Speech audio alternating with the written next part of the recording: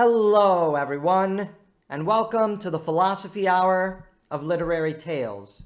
I'm your host, Paul Krause, and in this final episode, going over Aristotle's Politics, we turn to his famous declaration and examination of the three forms of government. It would behoove us, if we're examining Aristotle's Politics, not to look at his famous example of the three forms of government and try to have a basic understanding of what Aristotle is talking about. While we briefly mention these three forms of government in our larger episode covering a concise summary of Aristotle's political theory, we are now going to look in more detail at monarchy, aristocracy, and constitutionalism within Aristotle's framework. Monarchy, in its ideal form, is reflective of the fatherly subject ruling and caring over his family. The common good is seen as being embodied in the father, e.g. the monarch. As we all probably know, tyranny within a monarchy is a result of perverted monarchy. Thus, as Aristotle begins his examination of monarchy, you are going to realize several things. First, all of the three forms of government have their basis or rootedness in some aspect of a filial notion of the household. Again, this is because Aristotle sees the family as the cornerstone of politics and civilization. You will also note that there is an ideal form within the specific form that government takes, and then a tyrannical form. It doesn't matter if it's monarchy, aristocracy, or constitutionalism, all will have an ideal manifestation and all are going to have a tyrannical manifestation. This is to say that as we read Aristotle, just because he has a preference to constitutionalism doesn't mean that he thinks constitutional government cannot be tyrannical. In fact, all forms of government can be. That tyranny is the result of a perverted monarchy is specifically meant in Aristotle's context here as the rule of a single tyrant. A perverted constitutional government is not tyrannical by the definition of a single tyrant, but is tyrannical in the sense that the mob, the demos, the democracy, is in control, and their passions and their majoritarian decisions can destroy the rule of law. By that understanding, constitutional government falls into tyranny. And likewise, the tyranny of aristocracy is when only a couple of these best families make all of the decisions, and in particular, the best families are not actually virtuous whatsoever. So if monarchy is, in its ideal form, reflective of the fatherly subject ruling and caring for his family, which is the political state, what is an aristocracy, the second form of government that Aristotle identifies? Aristocracy is the rule of a few, and specifically for Aristotle, the rule of the best and virtuous families in a political society. All virtues, practices, family lineage, and wealth are to be considered within an aristocratic form of government. But the end judge in aristocratic government is virtue, practicality, and efficiency. In many ways, what Aristotle calls aristocracy is what we today call progressivism, rule of the experts, rule of the people who know, rule of the pragmatic and the efficient. Aristotle, however, doesn't like aristocracy because of its implicit rest upon materialistic metaphysics to determine its politics. The idea of practicality and efficiency are materialistic by implication. While Aristotle is a great promoter of virtue, the virtue of aristocracy tends to become overwhelmed by its practical, efficient, and materialistic concerns, which ultimately destroys virtue and leads aristocracy down the path of tyranny. So as we said, if tyranny in monarchy is the despotic rule of the father in perverted form, and if tyranny in constitutional government is majoritarian democracy destroying the rule of law, tyranny in aristocracy is the end of virtue, the end of the best practices ruling the state, in which the cabal of the very wealthy, aimed at supposed practicality and efficiency, makes all of the decisions in politics to the benefit of only themselves. This leads to the corruption of virtue, the corruption of the aristocracy, seeking only material goods for themselves, which weakens the entire society and the political community as a whole. No more virtue, no more wisdom, no more practice of the best ideas leads to the tyranny of aristocracy. When Aristotle examines constitutionalism, which is his preferred government, Aristotle is talking about the best model and embodiment of the realities of family life, pluralism, human virtue, practicality, efficiency, material concerns, spiritual concerns, democracy, aristocracy, and monarchy. Constitutionalism for Aristotle is the hylomorphic, the pluralistic combination of the best aspects of everything in the world. It is having, therefore, the most mechanisms and laws in place to promote wisdom and virtue, to promote the growth of the family, to promote various material and spiritual concerns, while trying to ward off against that reductionism towards a single tyranny, towards a mere materialism, to a corruption of virtue, etc.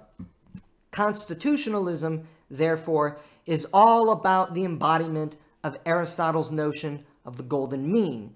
It is the reflection of the best aspects of everything in life while trying to ward off the worst aspects of everything in life.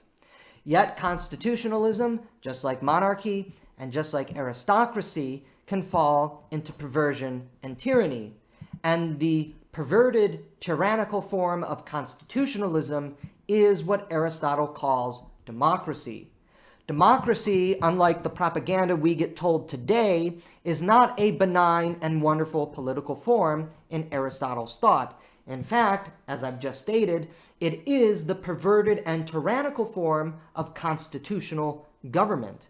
For Aristotle, democracy is the perverted form of constitutionalism when collectivism, the rule of the mob or the majority, rears its ugly head.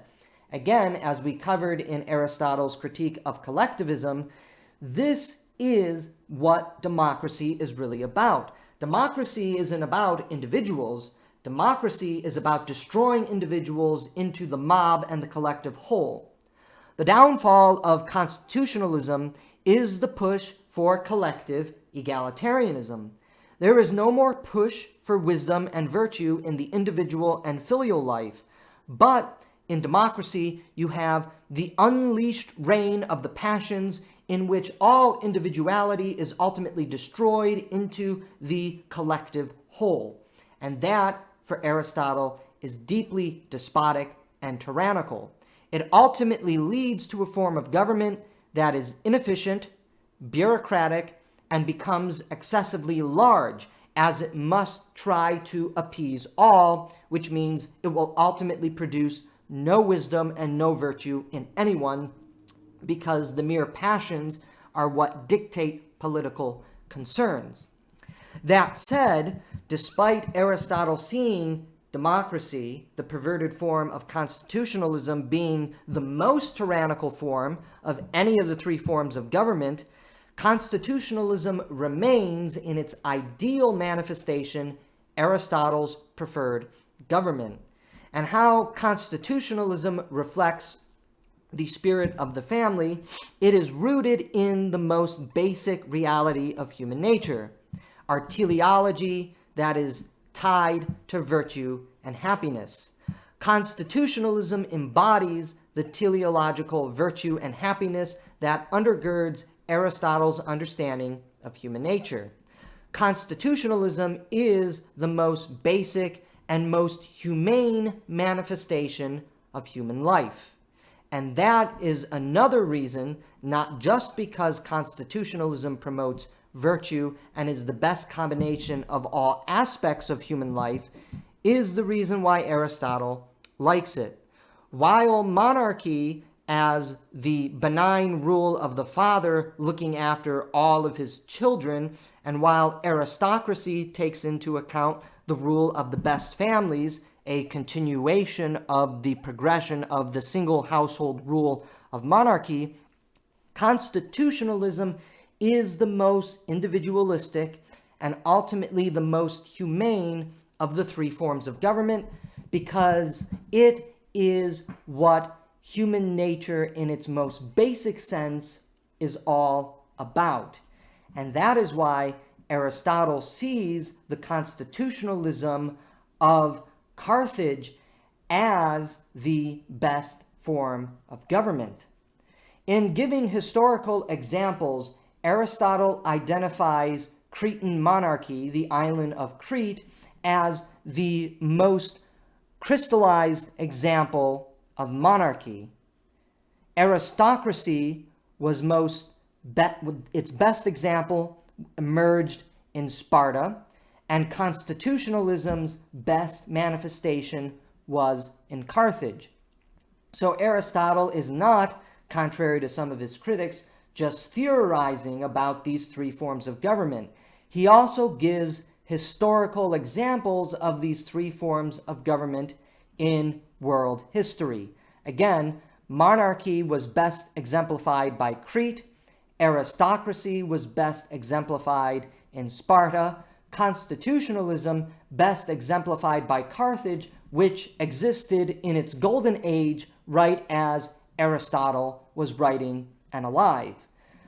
Constitutionalism was also an aspect of the Athenian regime before it descended into democratic tyranny, which of course is one of the reasons why Aristotle does not consider Athens to be the best form and manifestation of the constitutional form of government.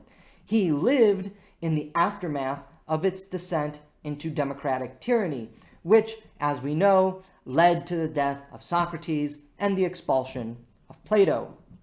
So again, to cover Aristotle's three forms of government, you have monarchy, aristocracy, and constitutionalism.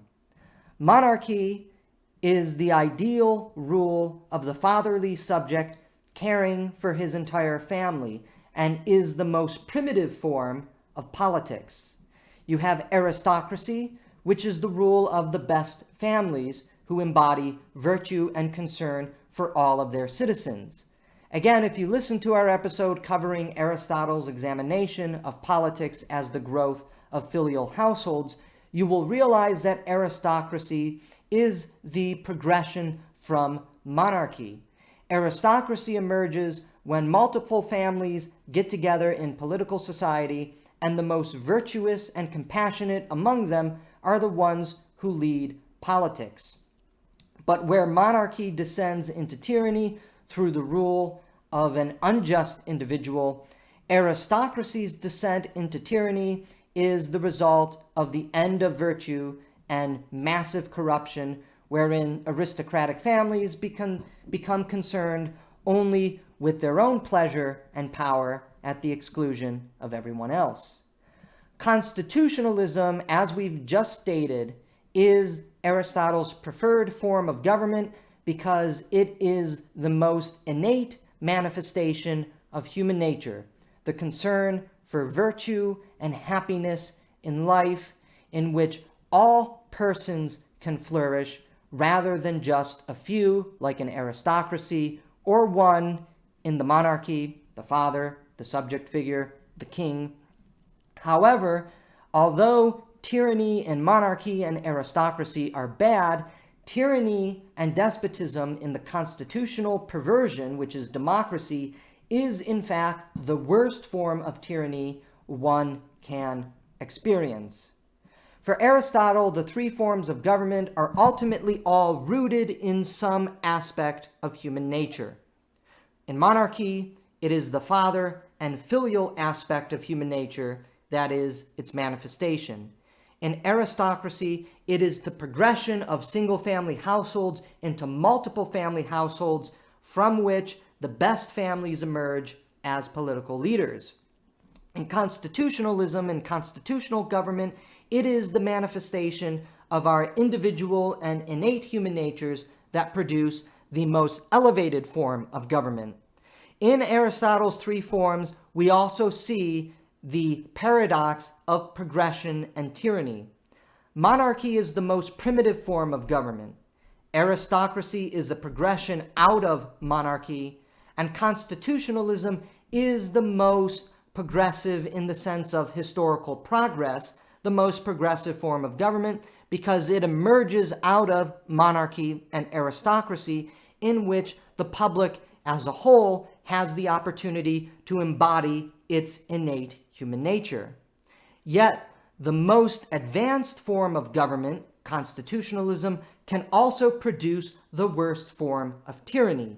Just as aristocracy's tyranny is less tyrannical, ironically, than the despotism of democracy, and further irony and paradox, the despotism of monarchy is actually the least worst of all the forms of tyranny.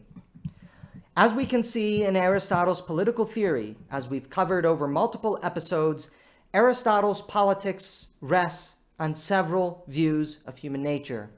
First, it is the belief that family is the basis of civilization and politics. And second, and perhaps most important, that human nature's pursuit of happiness is contingent upon virtue. And insofar that virtue and happiness are tied together, the best form of government in which we can realize our happiness and our virtue is in a constitutional republic.